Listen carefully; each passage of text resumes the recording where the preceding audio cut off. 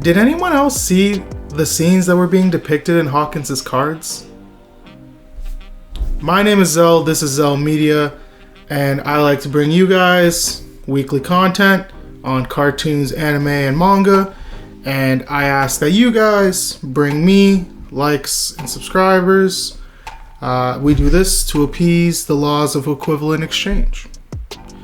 Anyways, this week I bring to you guys a review of Chapter 1029 of One Piece, The Tower. Getting started, this week we have the cover art of Jewelry Bonnie. She's in a soba eating contest with some otters, and she seems to be winning. I like this because it kind of gives us a little bit of insight into the supernovas and what their personalities are more like. I'd like to see this done with all of the supernovas.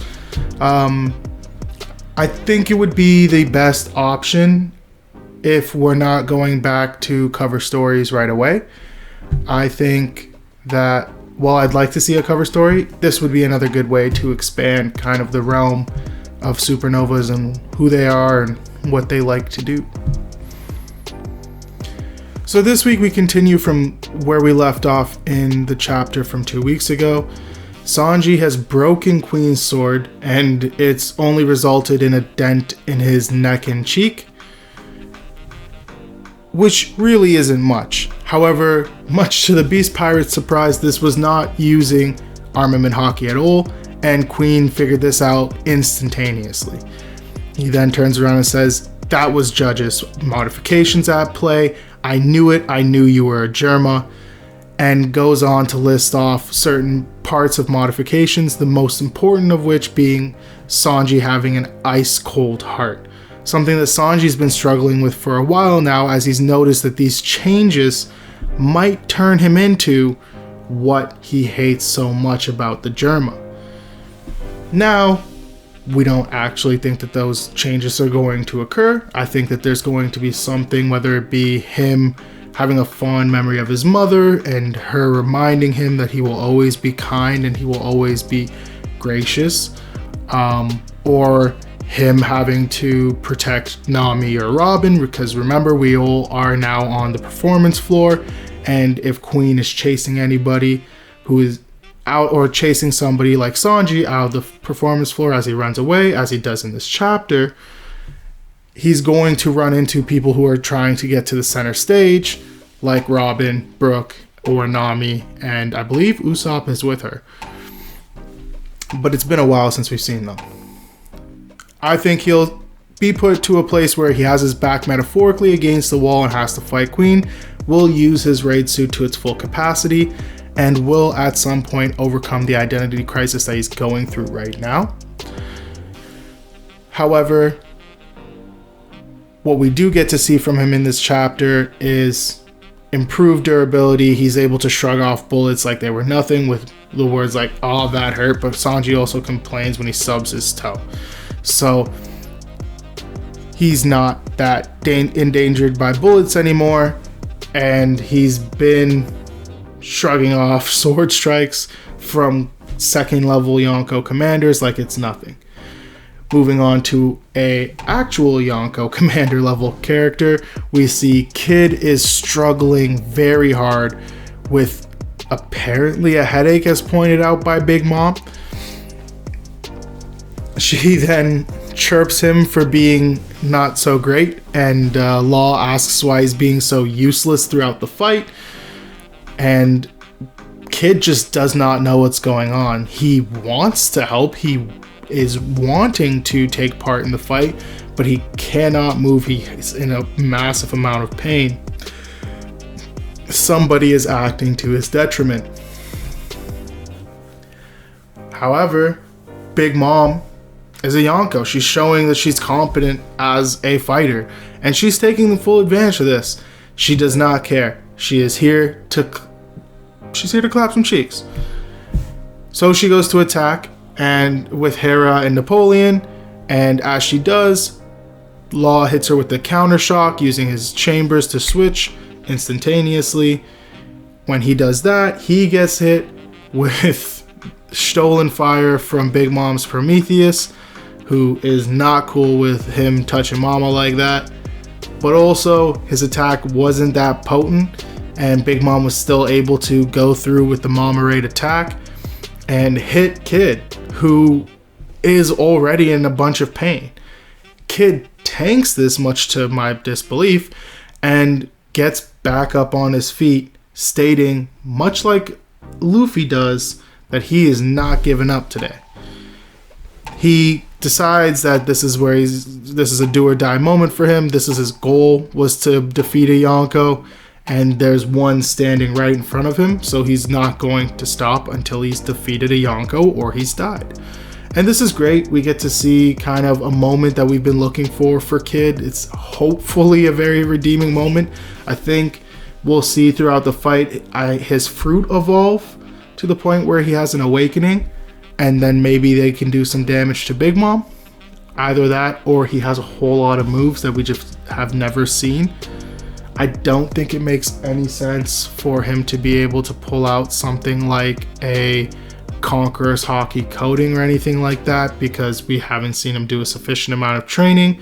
We haven't even seen him use Conqueror's Haki once, and he was surprised that Luffy could do damage to Kaido. So obviously his training in Armament Haki isn't such that he understands the infusion method,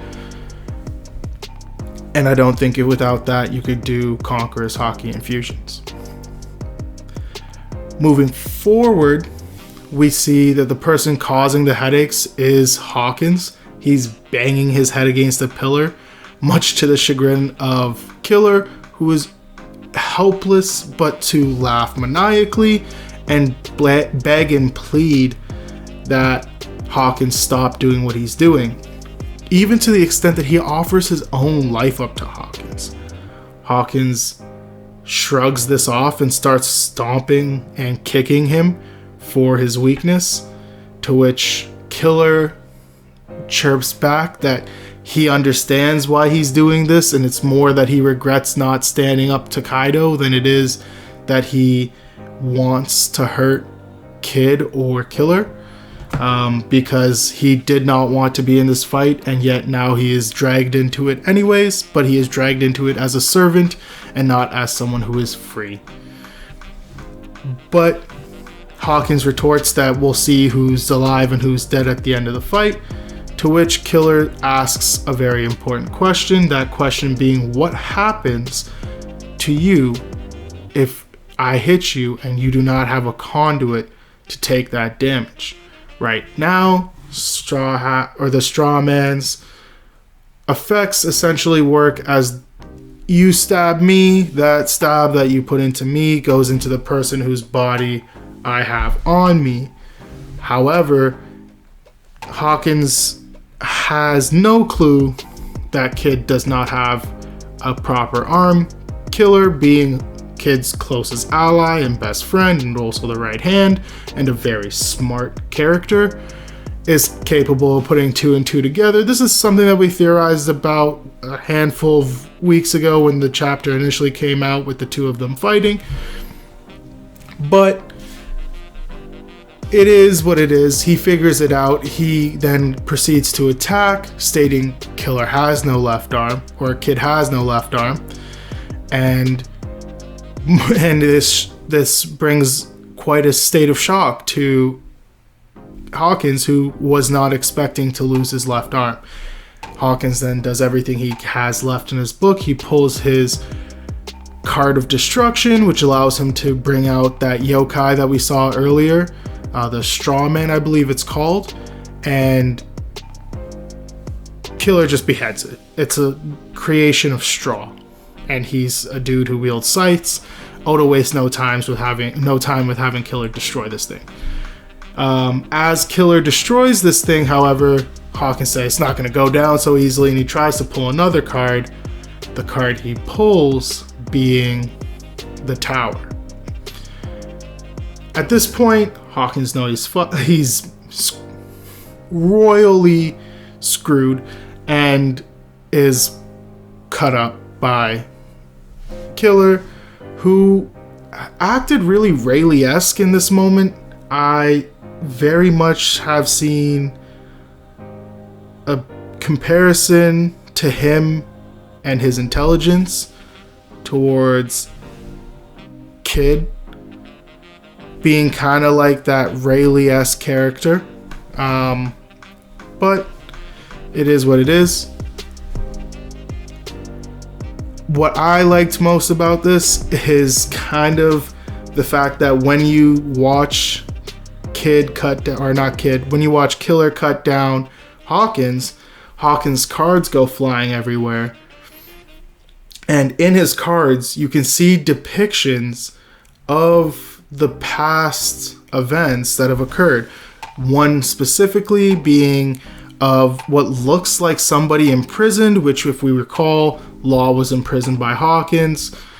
And another one being 3 people that it looks like standing in front of a dragon. I don't know who's a dragon in this world, and I don't know where we have, 3 definitive captains or anything like that. So I actually think that this is pretty awesome because it gets to show us how close Hawkins is with his actual predictions without making Hawkins out to be like this giga brain or absolutism type character. It allows, for example, like the 3 people versus the dragon. It ended up being 5 people versus a dragon and a Big Mom, but it was close enough that that scene was still there. It was still 3 very powerful people going up against the dragon, but they had more allies than expected at the time. So it shows that he is very accurate with his readings, but his readings are not guaranteed, which is something that we've seen throughout the show, and this is something that we've seen throughout the manga. But I like that it's another point of consistency for Oda, and that even with all of the stuff that he's got to draw in a week or 2, he still took the time to put enough detail in to show what was on those cards. And I wonder what the ones that I don't understand. I think there was one with a man sitting down. I don't know much about tarot cards, but there was one with a man sitting down. I wonder what those cards mean, because they might be hints to the future. Moving forward from this, we have the narrator come on to explain the definition of the tower, which is the ending of an era or the crumbling of the old and brittle, which obviously this completely coincides with Kaido and Big Mom being brought down here and now. We've been hearing about how these young supernovas will make a storm, they'll cause a stir, they'll do all of this destruction and devastation, but they haven't done anything really big yet. I think this is the point in time where we see all of that devastation come to fruition, and obviously the Tower card is probably going to prove this true. With that said, we also catch a glimpse of Big Mom, Kid, Law, and Killer on the next page. And it is magnificent. Big Mom is very joyful at the revival of Kid and his spirits once Kid was liberated from Hawkins's grasp. Law is back up and standing as well, and Kid's got his regular devilish sneer on, the one that we were introduced to his character with in Sabaody. He's got that face back, and he's just moving forward, ready to fight. I like this because, for 2 reasons. The first being Big Mom. I like that she's wanting this fight, because initially I thought Big Mom fought just out of necessity, but this shows that she really is that girl. She's really about to fight these dudes because it's fun for her. She has no reason to continue the fight except that it's fun for her. Really, there's not much to be gained. She could just dip and take Pedro Perospero with her, and she's lost nothing. Kaido's lost more, right? And it still makes it easier for her. She just has to come back later and collect a poneglyph if it's still there. But she wants this fight. She's gonna enjoy herself. And I like that Law standing up too. He's actually put a lot of initiative forward to, fight, which was a surprise for me. But it is what it is. And then we get the beautiful panel, of course, of Killer saying, "I've done everything that I can do. Go ahead and get that. Go ahead and get your your trophy, kid." And kind of like giving him that push. Something similar that we see Zoro do for Luffy all the time. And it's nice. It's good to see that they have a similar-esque crew dynamic where it is kind of that he's my captain, I'll do anything for him, to he's my, subordinate, but my best friend, I'll do anything for him because he's my number 2. So to close up this chapter, I am going to go through my chapter MVP and my chapter rating. My chapter MVP for this chapter is surprisingly enough Law out of all of the characters that were there. Law showed that he was far more willing to fight than I initially thought he was. And I like that because he is pretty much the only fighter in the entirety of the Heart Pirates that actually can do anything. And it's good to see that he's ready and willing to fight. I've always seen him as more of a support character, obviously stronger than most anyone else because he's still a supernova and he's still a captain. However, I always thought he was reserved in regards to fighting, and seeing that he's ready and willing to fight Big Mom, I'm pretty happy about that. I also liked what Killer did. Killer was amazing this chapter. All of the Rayleigh comparisons are pretty accurate when it comes to Killer. In this regards, I think that he did a great job and I was happy with the showing. As for my personal opinion on the chapter itself, I think it's a 6.5, maybe a 7 out of 10. I don't think there would be anything that I really change about this chapter. I think it was done very well. I just can't put it up there with like chapter 957 or chapters like 1000, 1001, or even like 1023 more recently. Like it's just not that good, but it's still an amazing chapter. I still very much loved it and I would read it again. I actually have read it like 4 times now just to get this review out. But yeah, I very much enjoyed it, and I hope you guys did too. I'll see you guys next week. There's no break this week. Have a great week, and I look forward to hearing back from you guys soon.